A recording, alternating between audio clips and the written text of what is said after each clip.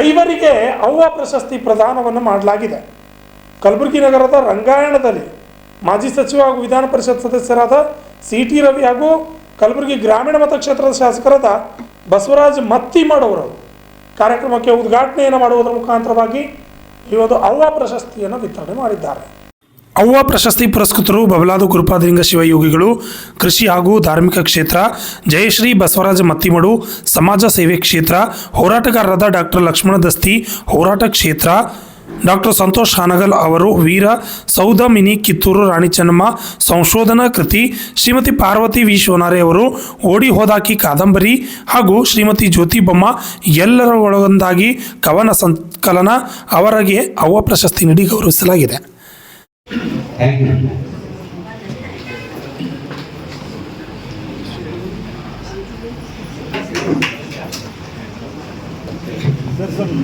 ಕಾರ್ಯಕರ್ತ ಅಧ್ಯಕ್ಷತೆ ಸರ್ ಏನಾಗ್ಕೊಡ್ತೇನೆ ನಾನೇ ಮನೆಗೆ ಹೋಗಿ ಕಾಣ್ಕೊಂಡೇನೆ ಮತ ನನಗೆ ಕೊಟ್ಟಿದ್ದೇನೆ ಅಂತ ನಾನು ಗ್ರಾಮದಲ್ಲಿ ಹಿರಿಯರು ನೀವೇ ಇದ್ದೀರಿ. ಮತ್ತೆ ಸಾಂಸ್ಕೃತಿಕವಾಗಿ ಬಹಳ ದೊಡ್ಡ ಹೆಸರು ಮಾಡಿರ್ತಕ್ಕಂತಹ ವ್ಯಕ್ತಿ.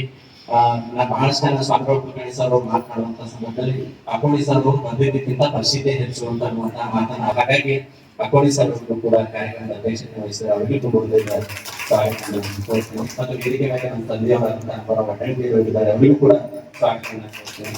ಮತ್ತೆ ಇವತ್ತಿನ ಈ ಒಂದು ಕಾರ್ಯಕ್ರಮದಲ್ಲಿ ಅವ್ವ 8ನೇ ವರ್ಷದ ಅವ್ವ ಪ್ರಶಸ್ತಿಯನ್ನು ಪಡೆದಿರ್ತಕ್ಕಂಥ ಎಲ್ಲ ಪ್ರಶಸ್ತಿ ಪುರಸ್ಕೃತರಲ್ಲಿ ಮೊದಲನೇದಾಗಿ ನಮ್ಮ ಗ್ರಾಮೀಣ ಮತ್ತೆ ಅವರಿಗೆ 2024ನೇ ಸಾಲಿನ ಅವ್ವ ಪ್ರಶಸ್ತಿಯನ್ನು ನಾವು ಆಯ್ಕೆ ಮಾಡಿದ್ದೇವೆ.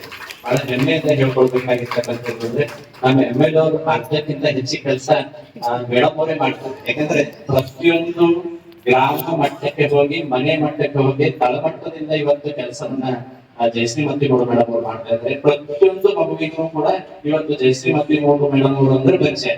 ಆದ್ರೆ ಅಷ್ಟು ಮನೆಗೆ ಮತ್ತು ಮನೆಗೆ ಕೊಟ್ಟಿರ್ತಕ್ಕಂತಹ ಗೃಹಿಣಿ ಅಂದ್ರೆ ತಪ್ಪಾಗ್ಲಿಕ್ಕಿದೆ.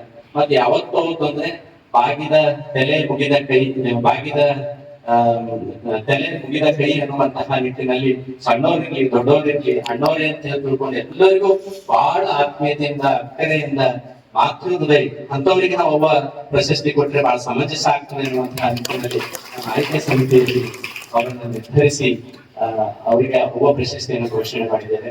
ಅವರು ಕೂಡ ಕಾರ್ಯಕ್ರಮಕ್ಕೆ ಆಗಮಿಸಿದ್ದಾರೆ, ಅವರಿಗೂ ತುಂಬ ಹೃದಯದ ಸ್ವಾಗತವನ್ನು ಕೊಡ್ತೇನೆ. ಇನ್ನೊಬ್ಬ ಪ್ರಶಸ್ತಿ ಪುರಸ್ಕೃತರು ರಸಾಯಣಿ ಅಪ್ಪ ಅವರನ್ನ ಕೂಡ ವಿನಂತಿಸಿಕೊಂಡಾಗ ಬಹಳ ಸಂತೋಷದಿಂದ ಒಪ್ಕೊಂಡು ಇನ್ನೇನು ಅವರು 5-10 ನಿಮಿಷದಲ್ಲಿ ಕಾರ್ಯಕ್ರಮದಲ್ಲಿ ಆಯ್ಕೆ ಆಗ್ತಾರೆ. ಅವರಿಗೂ ಕೂಡ ಹೃತ್ಪೂರ್ವಕವಾದ ಸ್ವಾಗತವನ್ನು ಕೋರ್ತೇನೆ.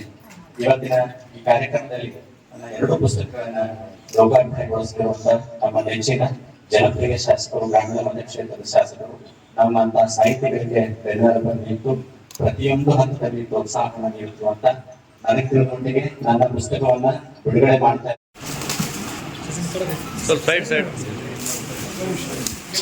ಅದೇ ರೀತಿಯಾಗಿ ಡಾಕ್ಟರ್ ನಾಗಪ್ಪ ಗುಗಿ ಸರ್ ಅವರು ಸಂಚಾಲಕರು, ಈ ಪ್ರತಿಷ್ಠಾನದ ಸಂಚಾಲಕರು, ಅವರು ವೇದಿಕೆ ಮುಂಭಾಗದಲ್ಲಿ ಬರಬೇಕು. ಅದೇ ರೀತಿಯಾಗಿ ಕೀರ್ತಿ ಕುಮಾರ್ ಬೆಳಕೋಟ ಅವರು ಕೂಡ. ನಾವೆಲ್ಲರೂ ಒಂದ್ಸಲ ಜೋರಾಗಿನ ಚಪ್ಪಾಳೆ ತಟ್ಟಿ ಈ ಪ್ರತಿ ಕಾರ್ಯಕ್ಕೆ ತಮ್ಮ ಶುಭ ಹಾರೈಕೆಯನ್ನ ಸಲ್ಲಿಸ್ತಿರತಕ್ಕಂತ ಒಂದು ಭರವಸೆಯೊಂದಿಗೆ 2 ಕೃತಿಗಳು ಇಂದು ತಮ್ಮೆಲ್ಲರ ಮುಂದೆ ಲೋಕಾರ್ಪಣೆಗೊಳ್ಳುವಂತ ಒಂದು ಸುಸಂದರ್ಭ.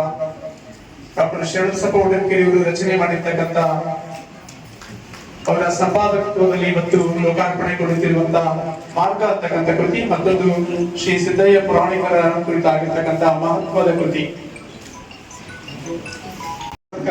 ಯಾಕೆಂದ್ರೆ ಕಾರ್ಯಕ್ರಮಕ್ಕೆ ಅವರು ಸಾಕ್ಷಿ ಆಗ್ತಾರೆ ಅಂತ ಬೆಳಿಗ್ಗೆವರೆಗೂ ಗೊತ್ತಿರಲಿಲ್ಲ. ಒಂದು ಸಾಂಸ್ಕೃತಿಕ ಕಾರ್ಯಕ್ರಮಕ್ಕೆ ಒಬ್ಬ ಸಂಸ್ಕೃತ ಇಲಾಖೆಯ ಮಾಜಿ ಸಚಿವರಾಗಿ ವಿಧಾನ ಪರಿಷತ್ತಿನ ಸದಸ್ಯರಾಗಿ ಇವತ್ತು ನಮ್ಮ ಕಾರ್ಯಕ್ರಮದಲ್ಲಿ ಪಾಲ್ಗೊಂಡಿದ್ದು ನಮ್ಮ ನಿಮ್ಮೆಲ್ಲರ ಸುದೈವ. ಸತ್ಕರಿಸುವಂತ ಒಂದು ಸುಸಂದರ್ಭದಲ್ಲಿ ಮಾನ್ಯ ಮಾಜಿ ಸಚಿವರು ಶ್ರೀ CT ರವಿ ಸರ್ ಅವರು ಹಾಗೂ ವಿಧಾನ ಪರಿಷತ್ತಿನ ಸದಸ್ಯರು, ಭಾರತೀಯ ಜನತಾ ಪಕ್ಷದ ಮಾಜಿ ರಾಷ್ಟ್ರೀಯ ಪ್ರಧಾನ ಕಾರ್ಯದರ್ಶಿ. ಬ್ಯೂರೋ ರಿಪೋರ್ಟ್, ಆಜ್ 32 ಕನ್ನಡ ನ್ಯೂಸ್, ಕಲಬುರಗಿ.